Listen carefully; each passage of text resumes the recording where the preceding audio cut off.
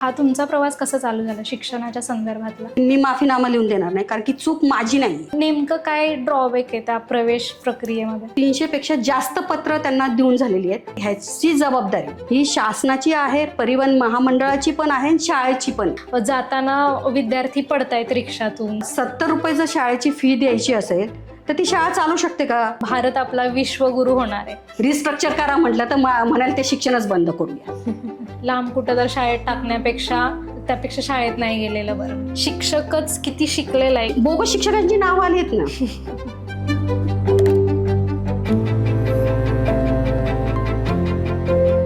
प्रत्येक पालकाचं स्वप्न असतं की आपल्या मुलाला चांगलं शिक्षण मिळालं पाहिजे, चांगली नोकरी मिळाली पाहिजे. नोकरीचं सुरुवातीला थोडं बाजूला ठेवू. शिक्षणाबद्दल बोलायचं झालं तर मुलाच्या शिक्षणाची सुरुवात कधीपासून होते? हा प्रवास सुरू होतो सकाळी शाळेच्या बसमध्ये चढण्यापासून. आणि शिक्षणाचा शेवट कुठे होतोय? तर परीक्षेत चांगले गुण मिळवण्यापर्यंत. विद्यार्थी कमी आणि परीक्षार्थी जास्त आपण घडवतोय हे आपण सतत बोलतो. शिक्षण व्यवस्थेत बदल केला पाहिजे हे आपण सतत बोलत असतो, पण त्याच्या दुसऱ्याच दिवशी उठून आपण काय करतो तर आपल्या मुलांना परत पुन्हा त्याच शिक्षण व्यवस्थेत आणि पुन्हा त्याच शाळेत पाठवतो. मुद्दा सांगायचा असा आहे की फक्त बोलून काहीच होत नाही. शिक्षण व्यवस्था बदलायची असेल किंवा कुठलीही सिस्टीम बदलायची असेल तर त्यात कृती करणं अत्यंत महत्त्वाचं आहे. आणि यात शिक्षण क्षेत्रात आणि एज्युकेशन सिस्टीम बदलण्यासाठी किंवा त्यात काही सुधारणा करता येऊ शकतात याच्यासाठी ज्या प्रत्यक्ष काम करतायत त्या वैशाली बाफना मॅडम आज आपल्यासोबत आहेत. नमस्कार मॅडम सिस्कॉमच्या अध्यक्ष आहेत. तसंच शिक्षण क्षेत्रात काही सुधारणा झाल्या पाहिजे, काय बदल आपल्याला घडवता येऊ शकतात यासाठी शासनासोबत पत्रव्यवहार करणं असेल, त्याचा पाठपुरावा करणं असेल, या सगळ्या कामांमध्ये मॅडम आहेत. तर नमस्कार, मी अक्षता आणि 3S टॉकच्या या नवीन पॉडकास्टमध्ये मॅडम तुमचं आणि तुम्हा सर्वांचं मनापासून स्वागत. नमस्कार. तर मॅडम मला पहिलाच प्रश्न असा विचारायचा आहे की सिस्कॉम याच्याबद्दल तुम्ही थोडं विस्तारानं सांगा की ही संस्था काम कशी करते, याच्यात काय कामं चालतात आणि कुठल्या कुठल्या सेक्टरमध्ये या सिस्कॉमचा आपण म्हणूया की कार्यभाग आहे. सिस्कॉम म्हणजे सिस्टीम करेक्टिंग मूवमेंट, व्यवस्था सुधारणा मोहीम आपण म्हणू शकतो. कोणती व्यवस्था जर सुरळीत असेल तर व्यवहार रेग्युलर आणि व्यवस्थित चालू शकतो. पण जर त्या सिस्टीममध्ये त्रुटी असतील तर त्या दूर करणं देखील तितकंच गरजेचं आहे. त्याशिवाय ती सिस्टीम चालणार नाही, ती स्मूथ होणार नाही. तर आमच्या संस्थेचं जे काम आहे तेच सिस्टीम करेक्टिंग मूवमेंट आहे. अडचणी खूप आहेत, प्रत्येक विषयात अडचणी आहेत, नो डाऊट्स. परंतु त्या अडचणी म्हणजे आम्ही अडचणी मांडतोच, पण त्याच्याबरोबर त्या अडचणीचं सोल्युशन देखील शासनाला देत असतो. आणि त्या पद्धतीने आमच्या संस्थेचं कामकाज चालू असतं. आणि हे करत असताना एक टीमवर्क असतं. त्यामध्ये आम्ही कोणत्याही विषयावर पाठपुरावा करताना किंवा रिपोर्ट तयार करून देताना वेगवेगळे कायदे, त्याच्याशी म्हणजे त्या विषयाशी संबंधित कायदे, हायकोर्ट सुप्रीम कोर्टाचे आदेश, जे निकाल लागलेत ते किंवा जे प्रलंबित आहेत ते पण, शिवाय जे GR काढले जातात वेळोवेळी शासनाचे, त्याचा अभ्यास आणि त्या संबंधी जे कायदे बनवले जातात त्याचा अभ्यास, असा आपण पूर्णपणे अभ्यास करून आणि RTI देऊन, RTIच्या माध्यमातून जी माहिती आपल्याकडे उपलब्ध होते त्या माहितीच्या आधारे आपण ते रिपोर्ट्स शासनाला सादर करतो. ही आपली, आणि त्यातला एक पार्ट जो आहे तो शिक्षण आहे, जो मी गेली 13 वर्ष त्याच्यावर काम करते. आणि अशा वेगवेगळ्या विषयांवर वेगवेगळे लोक काम करतात. म्हणजे थोडक्यात आपण असं म्हणू शकतो की आपल्याला रोजच्या जीवनात शिक्षणात कधी अडचणी येतात किंवा ग्राहक म्हणून काही अडचणी येतात, तर या सगळ्याच्या संदर्भात एकंदर तुम्ही त्याचा पाठपुरावा करण्याचं काम सिस्कॉममध्ये करतात. म्हणजे शिक्षण हा एक फक्त भाग आहे सिस्कॉमचा, असं आपण म्हणू शकतो. ओके, तुम्ही सिस्कॉमशी कशा जोडल्या गेला? हा तुमचा प्रवास कसा चालू झाला शिक्षणाच्या संदर्भातला? 2013 मध्ये माझ्या मुलाचा प्रवेश होता. ओके. आणि त्यावेळेस पुण्यामध्ये ऑनलाईन ॲडमिशन प्रोसेस होती. तर त्यावेळेस काही कारणाने माझ्या मुलाचा प्रवेश जो पहिल्या यादीत नाव आलं तिथे त्यावेळेस प्रवेश झाला नाही. आणि त्यावेळेस जवळपास 6 महिने शाळा, कॉलेज आणि शिक्षण विभाग, उपसंचालक कार्यालय यांच्याकडे रेग्युलर पाठपुरावा करत होते. आणि शेवटच्या टप्प्यात अशी वेळ आली की त्यावेळेस संचालक ज्या होत्या त्यांनी म्हणजे सगळ्या पालकांना फार माफी मागायला लावली, माफीनामा लिहून द्यायला लावला आणि तरच ते मुलांचे प्रवेश करणार होते. तर त्यावेळेस पण मी त्यांना म्हटलं की मी माफीनामा लिहून देणार नाही, कारण की चूक माझी नाही. तुम्ही जो प्रवेश नंतरच्या ह्याच्यात जो प्रवेश दिला तो वैशाली दीपक बाफना नावाने दिला आणि माझ्या मुलाचं नाव आहे शुभम दीपक बाफना. जर मी त्या शाळेत ॲडमिशनसाठी गेले तर ते मला प्रवेश नाही देणार ना, माझं ऑलरेडी ग्रॅज्युएशन झालेलं होतं. तर ते म्हणतात काही फरक नाही पडत, तुम्ही जाऊन घ्या. तिथून ते वादाला सुरू झालं.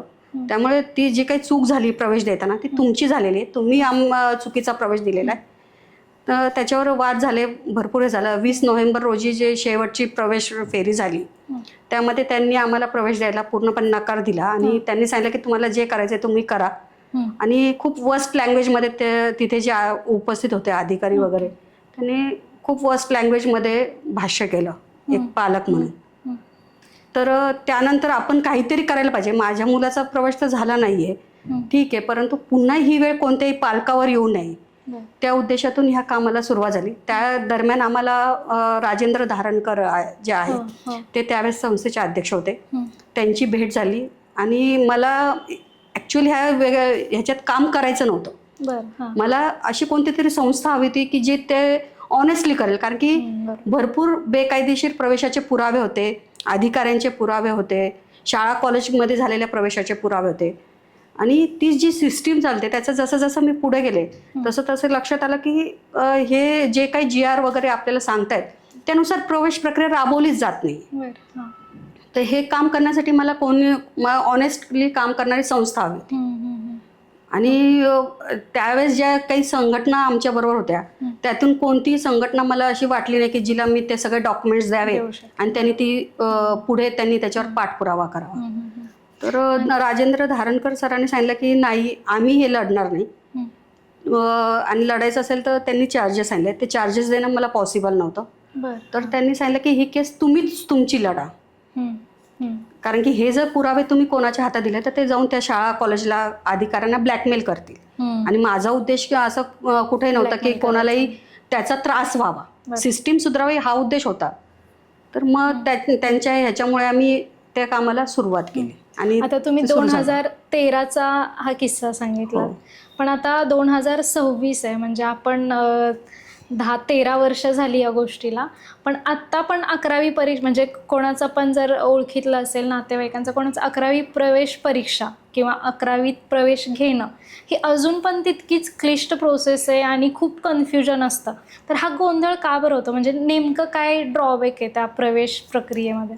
नोव्हेंबर 2014 मध्ये आम्ही, कारण की 97चा जो GR आला होता त्यामध्ये त्याच वेळेस त्यांनी सांगितलं होतं की पुण्यामध्ये संगणकाचा वापर करून ऑनलाईन पद्धतीने ही सेंट्रलाइज पद्धतीने ही प्रवेश प्रक्रिया राबवायची. आणि ती जे काही त्याच्यात रूल्स रेग्युलेशन्स दिले होते ते त्यावेळेस बाकीच्या सगळ्या ठिकाणी ही ऑफलाईन प्रवेश प्रक्रिया होती, तर ते सर्वांना लागू होते. त्यांनी त्याच्यात क्लिअर कट म्हटलेलं आहे की ह्या तरतुदीच्या अधीन राहूनच ही प्रवेश प्रक्रिया राबवायची. आणि ती प्रवेश प्रक्रिया आजही ते रूल रेग्युलेशननुसार राबवली जात नाही. आजही ऑनलाईन राबवली जात नाही. ऑनलाईन राबवली जाते, परंतु ऑनलाईन हा शब्द वापरून जर ती प्रवेश प्रक्रिया राबवतात तर ती ऑनलाईन प्रवेश प्रक्रिया होत नाही. समजा व्यवस्थापन स्तरावरील कोटे आहेत आणि ते काय सांगितलं जातं की कॉलेजने त्यांच्या स्तरावर ऑनलाईन राबवावी. म्हणजे ती ऑनलाईन फक्त म्हणजे काय, त्यांचे ज्यावेळेस त्यांचे जुळतील धागेदोरे तेव्हाच ते त्यांना पासवर्ड देतील ना ते ऑनलाईन फॉर्म भरायला. म्हणजे फक्त नावालाच नाव ऑनलाईन आहे, परंतु प्रवेश प्रक्रिया ॲक्च्युअल पूर्ण ऑनलाईन राबवली जात नाही. त्यासाठी आम्ही त्यांना त्यावेळेस रिपोर्ट दिला होता, ऑनलाईन प्रवेश प्रक्रिया समस्या व उपाय हा अहवाल आम्ही 2014 मध्ये दिला होता. त्याच्यात भरपूर पाठपुरावा केला, आजही पाठपुरावा करतोय आम्ही. 300 पेक्षा जास्त पत्र त्यांना देऊन झालेली आहेत. त्यांना त्याच्यावर एक म्हणजे त्यावेळेस शिक्षण उपसचिव होत्या, त्यांनी आम्हाला सांगितलं की मग तुम्ही सांगा आम्हाला GR कसा पाहिजे. तर तो आपण त्यांना पूर्ण ड्राफ्ट तयार करून दिला. GR डेट टाकायची आणि सिग्नेचर करायची इथपर्यंत आपण त्यांना पूर्ण GR तयार करून दिला. ते GR तयार करताना आपण म्हणजे TMA पै असेल, PA इनामदार असेल, ह्या सगळ्या केसेसचा आढावा घेऊन आणि मायनॉरिटी MCVCचे जे व्यावसायिक अभ्यासक्रमाचे जे GR आहेत हां. ते सगळे एकत्रित करून त्याचा आपण एक मसुदा सुद्धा तयार करून दिला. किंवा जो बेसिक GR आहे 2003 आणि 1997चा त्यानुसार राबवली जात नसल्यामुळे ती प्रवेश प्रक्रिया आजही अनसक्सेसफुल आहे. फक्त त्याच्यात एक गोष्ट निश्चित झालेली आहे की सुरुवातीच्या 2013चा जर आपण विचार केला तर त्यावेळेस पहिली यादी जाहीर केल्यानंतर सर्व प्रवेश कॉलेज त्यांच्या मर्जीने करत होतं. अगदी मग त्यावेळेस समजा कट ऑफ त्यांनी 90चे जाहीर केले तर 38% देखील प्रवेश दिले जात होते. तर ते आत्ता रोखले गेलेत किंवा पैशाशिवाय जे प्रवेश होत नव्हते पहिल्या फेरीनंतरचे, तर आज त्याच्यात मोठ्या प्रमाणावर रोख लागली आहे. हा बदल नक्की झालेला आहे. तुम्ही मॅडम म्हणजे मगाशी पण बोलताना उल्लेख केला की तुम्ही जेव्हा हा बदल करायचा आहे किंवा सिस्टीममध्ये काहीतरी आपल्याला सुधारणेची गरज आहे असं वाटतं तेव्हा शासनाशी पत्रव्यवहार करून तुमचे मुद्दे मांडतात. मग विद्यार्थ्यांचे असे कुठले मुद्दे आहेत की ज्याच्यावर तुम्ही पत्रव्यवहार करून शासनाशी त्याचा पाठपुरावा केला? आपण काल परवा बोलताना तुम्ही एक मुद्दा मेन्शन केलेला विद्यार्थ्यांच्या ट्रान्सपोर्टचा, तर तो काय म्हणजे प्रश्न काय आहे तो नेमका? काय आहे की आत्ता बघा ह्या वर्षी शिक्षण मंत्री महोदयांनी त्यांच्या वाहतूक व्यवस्थेवर पण नियंत्रण आणणार म्हणून सांगितलं आहे. जे काही चार्जेस लावले जातात हे होतं किंवा जास्त विद्यार्थी भरले जातात. आज जर आपण बघितलं की मुलं सकाळी शाळेत समजा शाळेची वेळ 9 असेल तर ती मुलं 6:30-7ला रिक्षात बसतात आणि जवळजवळ त्यामध्ये जवळपास 15पेक्षा जास्त विद्यार्थी असतात एका रिक्षामध्ये. तर ह्याचा कायदा ऑलरेडी आलेला आहे. महाराष्ट्र शासन राजपत्र साधारण 3-4 भाग अ मध्ये 22 मार्च 2011ला ऑलरेडी तो कायदा आलेला आहे. बरं, म्हणजे विद्यार्थी किती बसायला पाहिजे त्याचे सगळे गाईडलाईन्स त्यांनी दिलेले आहेत त्याच्यात. म्हणजे त्याची पायरी किती पाहिजे, त्याचे सीट कसे पाहिजे, त्याच्या खिडक्या कशा पाहिजेत, असं संपूर्ण गाईडलाईन्स त्याच्यात दिलेले आहेत. असं काही नाही की त्यांनी दिलेलं नाही. त्याच्यात आता समजा आपण एक रिक्षाचं जर उदाहरण घेतलं तर त्याच्यात त्यांनी काय म्हटलेलं आहे की त्यांच्या विद्यार्थीच्या शाळेत म्हणजे तुम्ही ट्रान्सपोर्ट करताना त्याची जी इनटेक आहे किंवा कॅपॅसिटी आहे एक त्याच्या 1.5 तुम्ही भरू शकता. म्हणजे मग तुम्ही ती बस असू दे, तुमचं व्हॅन असू दे किंवा रिक्षा असू दे, काही असू दे. ही कॅपॅसिटी मोठ्या माणसांची असेल ती त्याच्या 1.5 म्हणून 1.5 केली. ओके. तर आज काय होत आहे की रिक्षा जर तुम्ही बघितली तर 15 ते 20 मुलं बसवतात जिथे 5 विद्यार्थी सांगितलेत बसवायला. जर त्यांचा आपण सुरक्षिततेचा विचार केला तर हे बरोबर आहे. पण त्याच्यामुळे शिक्षक म्हणजे पालकांवरील जर आपण नियमानुसारचं ते भरायच्या म्हटलं तर पालकांवर त्याचा बोजा पडणार आहे. परंतु तो बोज जर पालक आज एवढा खर्च करायला तयार आहे तर मुलाच्या संरक्षणासाठी तेवढा खर्च ते करू शकतात. त्यात काहीच अडचण नाही आहे. तर त्यामुळे काय आहे की ह्याची जबाबदारी ही शासनाची आहे, परिवहन महामंडळाची पण आहे आणि शाळेची पण आहे. ते तिघांनी मिळून ती पार पाडायला पाहिजे. आता ह्याच्यात काय आहे की RTOच्या म्हणजे एक कमिटी बनवून ट्रान्सपोर्टची एक शाळेमध्ये कमिटी बनवायची आणि RTOचा एक व्यक्ती त्याच्यावर असायला पाहिजे. आज किती शाळेमध्ये त्या कमिटी आहेत? जर बघायला गेलं तर मला नाही वाटत 10 शाळा सुद्धा सापडतील पुण्यामध्ये की जिथे या कमिटी आहेत ज्याच्यावर परिवहन म्हणजे RTOचा माणूस आहे, ते रूल्स रेग्युलेशन फॉलो करतायत, पालक त्याच्यात सहभागी आहेत. कुठेच नाहीये. खूप गंभीर परिस्थिती आहे. म्हणजे बऱ्याच वेळा सोशल मीडियावर पण व्हिडिओ वगैरे येतात. आपल्याच नाही बाहेरच्या राज्यांमध्ये पण हेच आहे की जाताना विद्यार्थी पडतायत रिक्षातून किंवा म्हणजे इतकी मोठी मोठी मुलं असतात. म्हणजे 10वीची वगैरे मुलं मोठी असतात, ती 5 पण रिक्षात खूप झाली. तर पालक म्हणून पण आणि शाळा म्हणून पण किंवा जो रिक्षा चालवतोय त्यांनी पण ह्या सगळ्या गोष्टींना कसं गांभीर्याने घेतलं पाहिजे? जर RTOनी त्यांची जबाबदारी व्यवस्थित पार पाडली तर ॲटोमॅटिक रिक्षावाले वगैरे व्यवस्थित हे करणार. कायद्यातील तरतुदीनुसार जर प्रत्येक शाळेमध्ये ट्रान्सपोर्टची एक कमिटी बनवली तरी त्याचा फरक पडणार. पण ती ॲक्टिव्ह कमिटी पाहिजे, फक्त नावाला कमिटी नको आहे. सध्या काय आहे की PTA आहे पण ती नावाला आहे. तुम्ही बघत असाल PTA आहे परंतु आजही फीचा प्रश्न कुठे सुटलेला नाही. बरोबर. तर आम्ही त्यांना शासनाला अगोदर एक रिपोर्ट दिला होता, पूर्व प्राथमिक ते उच्च माध्यमिक शुल्क फेरनिश्चिती अहवाल असं एक दिलं होतं. त्याच्यात आपण अनेक शाळांचे फिया कशा घेतल्या जातात, एडेडसुद्धा त्याच्यात आहेत. बरं. काय होतं की पालक भांडतायत ते अनएडेड शाळेचे पालक भांडतायत, हम्म. संघटना ज्या भांडतायत फी वाढीबाबत हम्म. त्या अनएडेड स्कूलचे आहेत. हो. पण एडेड स्कूलवर कोणी बोलायला तयार नाही. जेव्हा की एडेड स्कूलने शासनाने ठरवून दिलेले शुल्क घ्यायचे, हम्म. ते शुल्क खूप कमी आहेत. 77 मध्ये ठरवलेले शुल्क आहेत, हम्म. डेफिनेटली ते खूप कमी आहेत. पण मग शाळा कॉलेज त्यांच्याकडे का नाही मागत ते शुल्क वाढवून द्या म्हणून? आणि शासनही त्याच्यावर आम्ही पत्रव्यवहार केल्यानंतर शिक्षण आयुक्ताच्या अध्यक्षतेखाली कमिटी नेमली गेली आणि त्यांनी सांगितलं की कोणती शाळा कॉलेज या शुल्कामध्ये वाढ करून मागत नाहीये तर संघटनेच्या सांगण्यावरनं ते वाढ करणं योग्य नाहीये.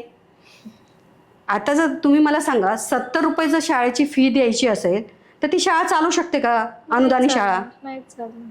मग आणि मग काय होतंय की त्या शाळेचे जे काही व्यवस्थापन आहे ते पालकांना सांगते की बाबा एवढीशी फी आम्ही नाही भागू शकत, मग त्याच्या नावाखाली ते हजारोनी फी घेतात. हा. तर त्यासाठी आपण एक पहिल्यांदा शुल्क निश्चिती अहवाल दिला होता. त्यानंतर 2020 मध्ये ज्यावेळेस कोविडचं संसर्ग वाढला हा.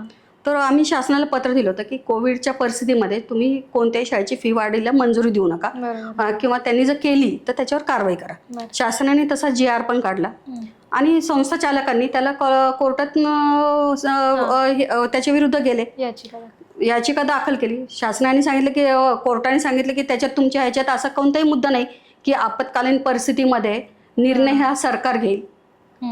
त्यामुळे तो जो मुद्दा आहे तो संस्था चालकांचा जो अनएडेड शाळा होत्या त्यांचा मुद्दा कोर्टाने मान्य केला. म्हणजे काय की जो काही GR म्हणजे कायदा आलेला आहे त्या कायद्यामध्ये अनेक त्रुटी आहेत, खूप मोठ्या प्रमाणात आहे. आणि जोपर्यंत त्याच्यात सुधारणा होणार नाही तोपर्यंत त्याच्यात बदल होऊ शकत नाही.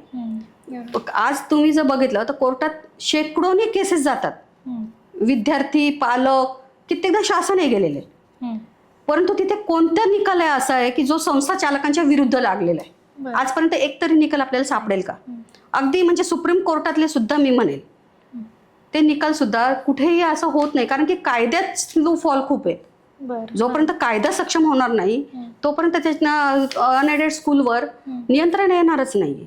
तर त्यावेळेस आम्हाला सहसंचालक जे होते प्राथमिकचे टेमकर सर, त्यांनी म्हणजे आम्ही ऑलरेडी रिपोर्ट दिला होता, त्यावेळेस त्यांनी सांगितलं की कायद्यामध्ये काय काय सुधारणा करायला हव्यात. फी रेग्युलेशन ऍक्टमध्ये जो 2011चा आहे तर त्याच्यात काय काय सुधारणा करायला हव्यात त्या तुम्ही सांगा. तर मी त्यांना सांगितलं, ते म्हणे काही असं लक्षात येत नाही, तुम्ही आम्हाला करून द्या. म्हणून आम्ही त्यांना 2011, 2016 आणि 2018 शुल्क अधिनियम जे आलेले आहेत ते तिन्ही एकत्र करून त्यात काय काय सुधारणा करायला पाहिजे ते संपूर्ण दिलं. त्याच्यात आम्ही वाहतुकीचं सुद्धा दिलेलं आहे की वाहतुकीचं जे चार्जेस आहेत ते कसे आकारायला पाहिजे हे सुद्धा आम्ही त्यांना त्याच्यात दिलेलं आहे. फक्त तुम्ही सांगताल की आम्ही ह्याच्यावर नियंत्रण आणू, फी वाढीवर नियंत्रण आणू, बोलून काहीच होणार नाही. जोपर्यंत कायदा सक्षम बनणार नाही, कायद्यातल्या त्रुटी तुम्ही दूर करणार नाही तोपर्यंत त्याच्यात काही बदल होऊ शकणार नाही. तोपर्यंत पालक दरवर्षी शाळा सुरू झाल्यानंतर फी वाढीवर भांडणार, दंगा होणार, संघटना त्याच्यात उतरणार आणि महिना 2 महिने गेल्यानंतर वातावरण पुन्हा शांत होणार.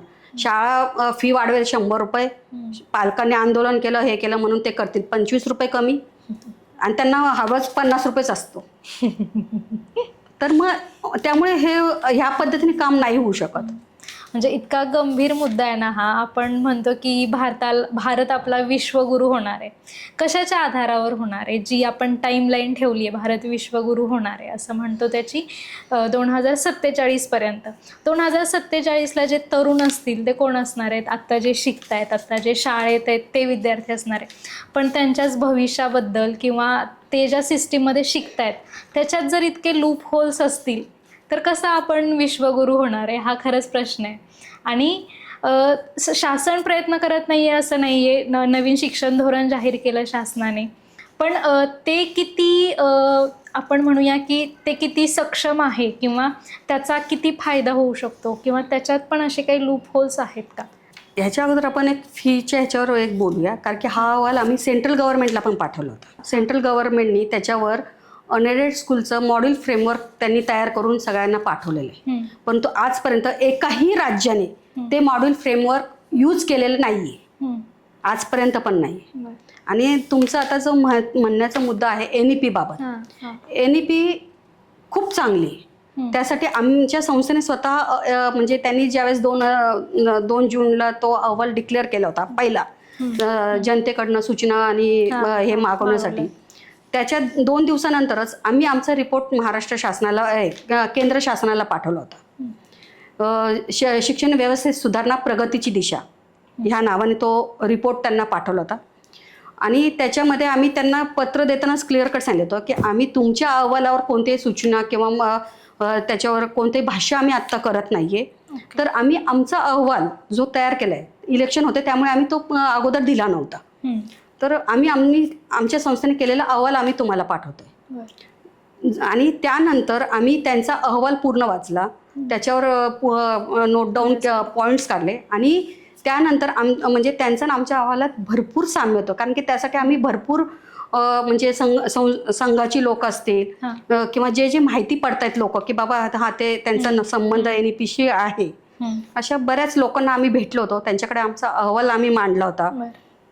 आणि त्यानंतर आम्ही त्यांच्या अहवालावर म्हणजे जे साम्य आहेत ते पण त्यांना सांगितलं की तुमच्या आमच्या मुद्द्यात कोणते साम्य आहेत आणि कुठे सुधारणा व्हायला हव्यात हे देखील आम्ही त्यांना कळवलं. आता काही बाबतीत त्यांच्या ह्याच्यात डिटेल्स होते, काही बाबतीत आमच्या ह्याच्यात डिटेल्स होते, मुद्दे सेम होते. तर जसं आता आपण एक उदाहरण द्यायचं झालं तर त्याच्यामध्ये सांगितलेलं की लोकल लँग्वेजमध्ये तुम्ही ग्रॅज्युएशन करू शकता. बरोबर. तर त्यावेळेस आम्ही त्यांना मुद्दा मांडला होता की तुमचा उद्देश खूप चांगला आहे आणि दिल्लीमध्ये काही आहेत असे कॉलेज की जिथे तुम्ही लोकल लँग्वेजमध्ये तुमचं एज्युकेशन करू शकता, पण सगळीकडे नाही आहेत. परंतु जर तुमचा व्यवहार इंग्लिशमध्येच चालणार असेल, समजा जर सुप्रीम कोर्ट म्हणत असेल की इंग्लिशमध्येच तुम्ही केस दाखल करायची आणि इंग्लिशमध्येच बोलायचं, तर मग त्या शिक्षणाचा उपयोग काय होणार आहे? बरोबर आहे. इम्प्लिमेंटच करता येत नसेल तर शिकून काय? तर तुम्ही एकतर म्हणजे तिथे ट्रान्सलेटर ठेवा आणि तरच त्या लोकल लँग्वेजमध्ये शिक्षणाचा उपयोग होईल, म्हणजे ग्रॅज्युएशनमध्ये मी म्हणते. त्याचबरोबर शिक्षणाचा आमचा उद्देश होता की RT कायदा हा KG to PG पाहिजे. त्याच्यात उद्देश हा नाही की ते कितीपर्यंत फ्री शिकवतील किंवा काय करतील, पण जर कोणाचं शिक्षण हे केवळ पैशामुळे होत नसेल तर त्या परिस्थितीमध्ये शासनाने त्याला मदत करून त्याचं शिक्षण पूर्ण करावं ही त्यातली अपेक्षा होती. तर शासनाने त्यामध्ये 3 ते 18 वर्ष केलेले. आणि अजून एक मुद्दा जर सांगायचा झाला तर काय होतं की बेरोजगारी खूप आहे, आपण दरवेळेस म्हणतो खूप बेरोजगारी आहे, असे अनेक विषयावर आपण ह्या बाबत बोलत असो, परंतु आकडेवारी कोणाकडेच नाहीये. मग ते विरोधी पक्ष असो किंवा सत्ताधारी असो, आकडेवारी कोणाकडेच नाहीये. फक्त सगळे म्हणतात की बेरोजगारी वाढली, पण ती कोणत्या प्रकारची वाढली आहे, का वाढली आहे, ह्याच्यावर अनालिसिस कुठंच होत नाहीये. तर त्याच्यात आपण सुचवलं होतं की जर आपल्याला हे बेरोजगारी कमी करायची असेल तर आपल्याला एक तर मुलांना काय होतं की जरी जॉब मिळाला तरी तो बुक्स नॉलेजवर मिळालेला असतो, त्याला प्रॅक्टिकल नॉलेज काहीच नसतं आणि त्यामुळे तो जॉब टिकत नाही. तर त्यासाठी आपण त्यांना त्याच्यात सांगितलं होतं की प्रॅक्टिकल नॉलेज त्यांना द्या, किमान 50% आवर. म्हणजे तुमचं जर कॉलेज 200 तासाचं आहे तर 100 तास त्यांना तुम्ही प्रॅक्टिकल एक्सपिरियन्ससाठी त्यांना आर्टिकलशिप करायला सांगा. आर्टिकलशिप म्हणजे की त्या संबंधित विषयाचे त्यांनी जॉब करायचा 6 महिने किंवा आर्टिकलशिप करायची त्यांनी. तर त्यांनी ते मंजूर केलेलं आहे आता, आणि आता सुरू पण झालेलं आहे. इंजिनिअरिंग वगैरे म्हणजे बऱ्याच ठिकाणी त्याचे आर्टिकलशिप सुरू झालेले आहेत. म्हणजे ही पॉझिटिव्ह आहे. जॉबमध्ये जाण्याच्या आधी विद्यार्थ्यांना काहीतरी कामाचा अनुभव खूप, कारण की जॉब जर तुम्हाला पाहिजे तर तुम्हाला अनुभव खूप महत्वाचा आहे. आणि बुक्स नॉलेजवर अनुभव नाही आहेत. ज्यावेळेस तुम्ही फील्डवर काम करता त्यावेळेस ते अनुभव येतात. तर अशा अनेक सूचना आम्ही त्याच्यात केल्या होत्या. साधारण 10 सूचना आम्ही त्याच्यात केल्या होत्या की हे तुम्ही करा. त्यातल्या 7 जवळपास त्या फायनल NEP मध्ये आलेले आहेत. आणि दुसरी गोष्ट जर म्हणायची झाली की आता महाराष्ट्राने NEP आहे तशी ऍक्सेप्ट केलेली, त्याच्यात काही म्हणजे NEP राबवण्यात अडचणी पण आहेत. जर आपण बघितलं तर वाडी वस्ती किंवा जिथे स्लम एरिया आहे तिथे हे अंगणवाडी म्हणा किंवा KGचे वर्ग म्हणजे बालवाडी वगैरे ती चालवली जाते. आणि शाळा आपल्या महाराष्ट्रात जी सिस्टीम आहे 1st to 4th, 5th to 7th, 8th, 9th, 10th इतक्याच आहे. आत्ता आपण संपूर्ण महाराष्ट्राचा विचार केला तर 20 एक कॉलेज आहेत की जे म्हणजे शाळा आहेत की जे गव्हर्नमेंटचे 11वी-12वीचे वर्ग आहेत. कॉलेज आहेत. हां, अख्ख्या महाराष्ट्रात जर ही कंडिशन असेल तर NEP राबवण्यात अडचणी येणारच आहे. बरोबर. कारण की 1ली ते 4थीची शाळा आणि बालवाडी ते म्हणजे बालवाडीची आणि अंगणवाडीची शाळा याच्यात अंतर आहे. तर ह्यासाठी जर ह्याचं इम्प्लिमेंट करायचं असेल NEP नुसार तर पूर्ण रिस्ट्रक्चर करावं लागेल आणि हे करणं महाराष्ट्राला परवडणारं नाहीये. मुळात शिक्षणावरचं खर्च दरवर्षी कमी करत असताना रिस्ट्रक्चर करा म्हटलं तर म्हणाल ते शिक्षणच बंद करूया अशी परिस्थिती आहे. तर त्यामुळे त्याच्यात ज्या शक्य आहेत समजा ज्या 8वी पर्यंतचे कॉलेज आहेत त्याला लागून जर तुम्ही 11वी-12वीचे सुरू केले तर काही प्रमाणात शक्य होऊ शकेल त्याच्यात. तर ह्या ज्या अडचणी अंगणवाडी आणि बालवाडी पहिली ते 4थीच्या वर्गांना जोडणं हा मोठा टास्क असेल. हा मोठा टास्क आहे. परंतु जर अंगणवाडीच्या तिथे तुम्ही म्हणजे जे NEP अशा अनेक त्याच्यात अडचणी येणार आहेत NEP राबवण्यात. जसं आता मी तुम्हाला एक उदाहरण दिलं की महाराष्ट्रातली सिस्टीम आणि NEP मधली जी दिलेली आहे सिस्टीम याच्यात फरक आहे. त्यामुळे ते अडचणी येणार आहेत. त्यासाठी शासनाला त्याच्यावर बऱ्यापैकी काम म्हणजे मोठ्या प्रमाणात काम करावं लागेल. एक तर अंगणवाडीलाच जोडून 1ली 2री करा आणि 3री पासून जे वर्ग आहेत ते 8वी पर्यंत करा किंवा 7वी पर्यंत करा आणि 7वीचे ते 10वीचे जे वर्ग आहेत ते तुम्हाला 12वी पर्यंत करा. तर पण त्याच्यात खूप मोठा फरक करावा लागेल. कारण की बऱ्याच ठिकाणी आपल्या शाळा ह्या 4थी पर्यंतच आहे. 5वी ते 7वीच्या शाळा अजून वेगळ्या ठिकाणी आहे. म्हणजे त्यामुळे काय की एवढं चेंज होणं महाराष्ट्राला पॉसिबल होणार नाही. लहान खेड्यात बऱ्यापैकी तसंच असतं. म्हणजे एकतर अंगणवाडी बालवाडी वस्त्यांवर वगैरे असते. मग 1ली ते 4थी कुठंतरी गावात जा, मग परत 5वी-6वीसाठी शाळा बदला. आणि मग याच्यात बऱ्यापैकी ड्रॉपआउटचं प्रमाण पण होतं. म्हणजे उगाचच दुसरीकडे मुलींच्या पालकांचं तर खूप असतं की लांब कुठं तर शाळेत टाकण्यापेक्षा आपण त्यापेक्षा शाळेत नाही गेलेलं बरं. आपण बोलायला खूप बोलतो की फ्री एज्युकेशन आहे. ह्या प्रॅक्टिकल गोष्टी आहेत ज्याच्यावर काम होणं गरजेचं आहे. हो, आणि त्यामुळे NEP पूर्णपणे राबवताना ह्या अडचणी येणार आहेत. दुसरी गोष्ट जर आपण आता बुक्सचा आपण विषय घेतला तर NEP मध्ये काय सांगितलेलं आहे की एका विषयाची तुम्ही 10 पुस्तक काढा पाहिजे तर. ऍक्च्युअली आम्ही म्हटलं होतं की एक जे तुम्ही पुस्तक काढताय ते सगळ्या भाषेत काढा. म्हणजे ज्यावेळेस ट्रान्सफर होऊन कोणी येतं किंवा कन्नड वगैरे असे वेगवेगळे लोक महाराष्ट्रात येतात तर त्यांच्या शिक्षणात अडचण येऊ नये. तर त्याच्याविषयी NEP मध्ये काय म्हणलंय की एका विषयाची तुम्ही 10 पुस्तक काढा पण त्या पुस्तकातलं मिनिमम जे सिलेबस आहे ते सेंट्रल गव्हर्नमेंट डिसाईड करेल आणि त्या राज्यांनी त्यांना पाहिजे तर ॲडिशन करू शकतात. त्याच्यात कमी नाही करू शकत. पण तुमच्या राज्याचा इतिहास असेल, भूगोल असेल, जे काही असेल ते तुम्ही त्याच्यात ऍड करू शकता. परंतु आज ते होत नाहीये जर आपण NEP वरच बोलायचं म्हटलं तर. त्यामुळे काय आहेत पण ते इम्प्लिमेंट प्रॉपर होत नाहीये.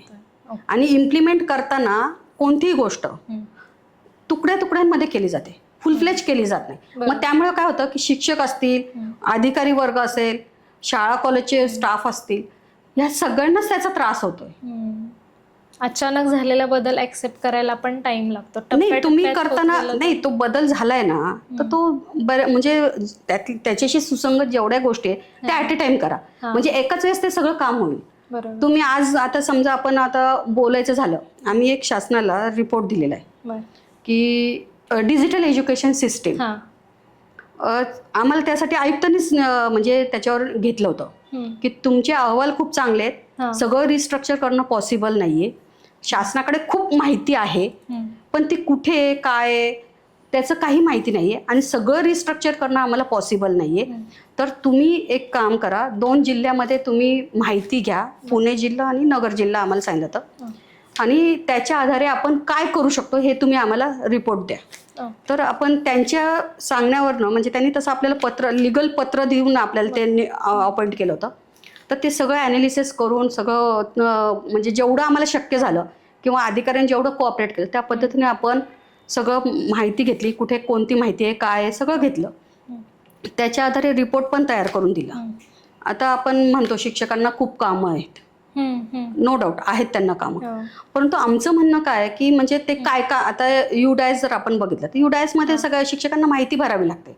त्यांनी किती वेळ सोशल वर्क केलं, किती वेळ कोणतं प्रशिक्षण घेतलं, काय झालं हे संपूर्ण डिटेल्स त्यांना दरवर्षी भरावे लागतात शिक्षकांना. हो.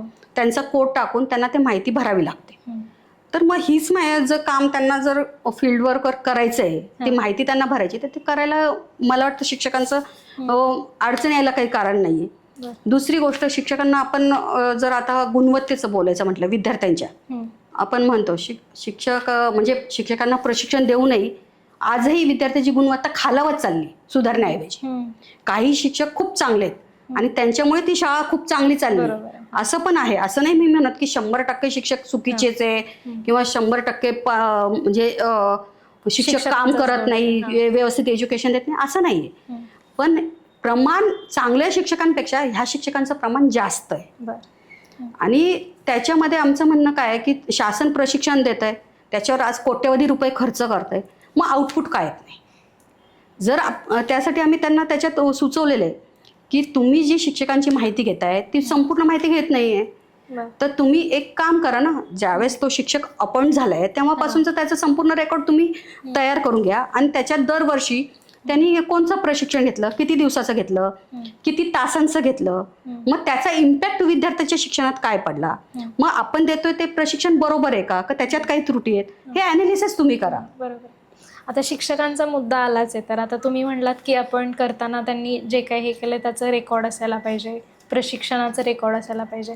आता बऱ्याच वेळा असं होते की शिक्षक त्याची भरती कशी होते हा इथूनच मूळ वादाचा मुद्दा सुरू होतो. म्हणजे गुणवत्ता खालावते वगैरे, शिक्षकच किती शिकलेला आहे किंवा शिक्षकच किती ज्ञानी आहे हा प्रश्न उभा राहतोय. मग त्याच्यातच मग TETचा घोटाळा असेल, हे सगळे मुद्दे असतील, त्याच्याबद्दल काय वाटतं तुम्हाला? म्हणजे घोटाळे खूप जास्त झालेले आहेत. म्हणजे आणि काय होतं, ज्यावेळेस नवीन काहीतरी सुधारणा गव्हर्नमेंट घेऊन येतं ना, त्याचं बिझनेस अधिकारी लेवलला होतं. बरं. म्हणजे एक उदाहरण द्यायचं झालं तर बोगस शिक्षक भरती जी झाली होती 2012 नंतर शिक्षक भरती बंद होती, तरी देखील खूप मोठ्या प्रमाणात बोगस शिक्षक भरती झालेली. कित्येकांचे अपॉइंटमेंट लेटर नाहीये किंवा त्यांचे ऍप्लिकेशन्स नाहीये, खूप मोठ्या प्रमाणात हजारो मध्ये. तर आणि ते रोखण्यासाठी त्यांनी शालार्थ ID आणला. तर काय की शालार्थ ID मध्ये बोगस शिक्षकांची नावं आली आहेत ना. म्हणजे काय की तुम्ही पैसे दिले तर तुमचं काम होतंय, मग तुम्ही खरे आहेत की खोटे हा प्रश्न राहतच नाही. आणि जे जेन्युन आहेत त्यांनी पैसे नाही दिले म्हणून त्यांना त्रास झालेत ना. बरोबर. म्हणजे ज्यांच्याकडे पैसा आहे ते सेफ आहेत. हा, जे व्यवहाराला म्हणजे आर्थिक व्यवहार त्यांच्याबरोबर सक्षम करतील त्यांना, भले मग ते इनलिगल असतील तर ते आज होते ना. म्हणजे आता त्यांना काढलं नाही काढलं अजून म्हणजे त्याच्यावर चालू आहे. शालार्थमध्ये बरेच बोगस लोकांची नावं इन्क्लूड झाली आहेत म्हणून. तर हे एवढं सगळं करण्यापेक्षा, प्रत्येक वेळेस ही पूर्ण चाकोरी फिरवण्यापेक्षा जर तुम्ही संपूर्ण डिजिटल केलं, शिक्षकांनी समजा जॉबला लागल्यानंतर त्यांनी एखादी परीक्षा दिली, समजा तो BA झालाय, त्यांनी MA ची परीक्षा दिली, तर त्याचं सर्टिफिकेट घ्या, त्याचं सगळे डॉक्युमेंट्स घ्या, त्याला किती त्याची रँक काय, त्याला किती पर्सेंटेज मिळेल येऊ दे ना त्याच्यात, त्याच्या फॅमिलीचं घ्या. आज बघा तुम्ही, शिक्षकांना 3 मुलं अपत्य आहेत, त्याच्यावरही किंवा 2 पेक्षा जास्त अपत्य आहेत. आता नियमानुसार त्यांना शासकीय कामकाजात राहता येत नाही, पण आहेत ना अशी लोक. आणि ज्यावेळेस ते प्रूव्ह होतात त्यावेळेस ते म्हणतात ना, नाही ते आम्ही दत्तक दिलंय, नाही ते ह्यांचं मुलगा आहे म्हणून आम्ही त्याला वाढवतोय. मग त्याला वेगवेगळी कारणं देतात. समजा अपंगांचं आपण उदाहरण घ्यायचं, आता मुंडे सरांनीच अपंगांच्या बऱ्याच लोकांवर कारवाई केली जे सरकारी नोकरीत लागले त्यांच्यावर. तर हे जर तुम्ही पूर्णपणे डिजिटल केलं नाही, आज तुमचं भारत डिजिटलकडे जातोय, आज डिजिटल व्यवहार होत आहेत, ऑनलाईन व्यवहार होत आहेत, अशा परिस्थितीत पण जर शिक्षण विभाग ते डिजिटलकडे जाणार नसेल तर मग तुमचं विश्व हे कधी होणार? आपण आतापर्यंत जे बोललो त्याच्यावरून मला असं वाटतं की प्रॉब्लेम खूप आहेत. म्हणजे शासनाकडे अडचणी पण आहेत, सोल्युशन पण आहेत, पण अशा कुठल्या 3-4 गोष्टी म्हणूया आपण की ज्या आत्ता लगेचच त्याच्यावर निर्णय घेणं गरजेचं आहे? शासनाच्या दृष्टीने आत्ता सर्वात महत्त्वाचं, जर पालक आणि शासन दोन्ही सांगते मी, पालकांसाठी देखील महत्त्वाचं आहे की फी रेग्युलेशन ॲक्टमध्ये तातडीने सुधारणा करणं अत्यंत गरजेचं आहे. ते सगळ्यांच्याच दृष्टीने. शासन फ्री एज्युकेशन द्यायला असक्षम आहे हे तर जग जाहीर आहे की ते सगळ्यांना फ्री एज्युकेशन देऊ शकत नाही. परंतु कमीत कमी फीवर कंट्रोल आणून जर शिक्षण मुलांना मिळालं तर एक चांगला मार्ग निघेल त्याच्यातून. हो. दुसरी गोष्ट, प्रत्येक वेळेस प्रवेशासाठी डोनेशन द्यावं लागतं. हां. तर ते रोखण्यासाठी आपल्याला KG पासूनच सर्व प्रवेश हे ऑनलाईन करणं अत्यंत गरजेचं आहे. आणि ते सॉफ्टवेअर तयार करून सेंट्रलाइज करा, हे करा, हे नाही. शेवटी प्रत्येक व्यक्तीचं स्वातंत्र्य आहे त्याला कुठे प्रवेश घ्यायचा आहे. RTचं प्रवेशाबाबत सुद्धा जर तुम्ही सॉफ्टवेअरमध्ये त्या मुलांचा डेटा टाकला तर ॲटोमॅटिक जे मुलं पात्र आहेत ते जातील ना RTमध्ये. काहीच गरज नाही आहे त्याच्यासाठी वेगळी प्रवेश प्रक्रिया राबवण्याची. या 2 गोष्टी तातडीनं करणं शासनाने अत्यंत गरजेचं आहे. आणि तिसरा मुद्दा, ज्या लिगल स्कूल्स आहेत, म्हणजे आज मोठ्या प्रमाणात इनलिगल शाळा चालू आहेत. मग काय होतं की कुठेतरी त्या शाळेवर कारवाई होते आणि नंतर त्या विद्यार्थ्यांचा प्रश्न उपस्थित होतो.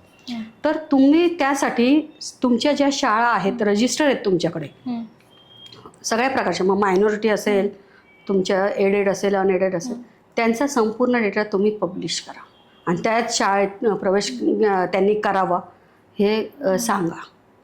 ह्या गोष्टी करणं अत्यंत गरजेचं आहे. ह्या विद्यार्थ्यांच्या दृष्टीने सुद्धा, पालकांच्या दृष्टीने सुद्धा आणि शासनाच्या दृष्टीने सुद्धा. आपण विद्यार्थी किंवा शिक्षण आणि शाळा याच्या व्यतिरिक्त एज्युकेशन सिस्टीम याचा फार काही विचार करत नाही, पण तुम्ही आज जे पण काही मुद्दे मांडलेत, मग तो 11वी प्रवेशाचा असेल, विद्यार्थ्यांच्या ट्रान्सपोर्टचा मला सगळ्यात महत्त्वाचा मुद्दा वाटला की इतकं शासनाचे नियम असताना पण आपण सुरक्षापणाला लावून 15-15 विद्यार्थी एका रिक्षात वाहून किंवा त्यांच्या प्रवासासाठी ते माध्यम वापरतोय. चर्चा बरीच विस्तृत झाली. याच्यात खूप असे विषय आहेत ज्याच्यावर एक सेपरेट पॉडकास्ट होऊ शकतो. तर आपण आपण जी चर्चा केली त्या मुद्द्यातला तुम्हाला असा कुठला विषय वाटतो की ज्याच्यावर आपण विस्तृत चर्चा करायला पाहिजे, ते तुम्ही नक्कीच कमेंटमध्ये सांगा. आणि वैशाली मॅम, तुम्ही आलात आणि 3 Years टॉकवर तुमचं इतकं मोलाचं मार्गदर्शन दिलं त्याबद्दल तुमचे खूप खूप आभार. नमस्कार. कमेंट सेक्शनमध्ये तुमची मतं पाठवाच आणि 3 Years टॉक या आमच्या यूट्यूब चॅनलला सबस्क्राईब करायला विसरू नका. थँक्यू.